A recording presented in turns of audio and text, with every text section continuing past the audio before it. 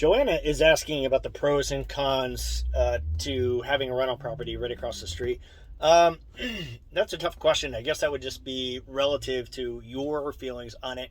So, I own a property management company, and our tenants have no idea that my wife and I own the rental properties they're in. So, they just assume that I'm the property manager, and I prefer it that way. And neither do the contractors that actually service these units. So, very few of the contractors have gotten to know me well enough to know which properties are mine, and none of them know all the properties that we own. And same thing, I prefer it that way. I really don't want those kind of favors from the contractors. I don't want them to give me a break in pricing and then cost our clients as a whole. Instead, we kind of get buying power from them kind of doing a great job collectively from all those units. And that's the favor I want from them. So it's kind of a tough thing for me to answer. It's super convenient having a property across the street.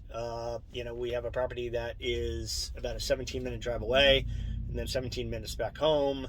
And then the time you spend there, it starts to get to be a real-time investment thing. Having a property right across the street would be super convenient. Absolutely. But having the tenants have the ability to come knock at your door, I can see why that would put somebody off. So I probably wouldn't love it. I have the luxury of presenting myself as the property manager and not as the owner.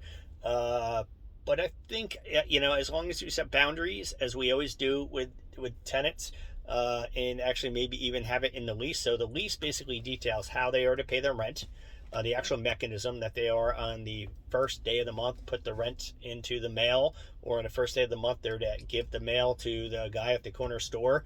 And also the lease details how they're just maintenance request. And in our case, they're to go online and use their tenant portal.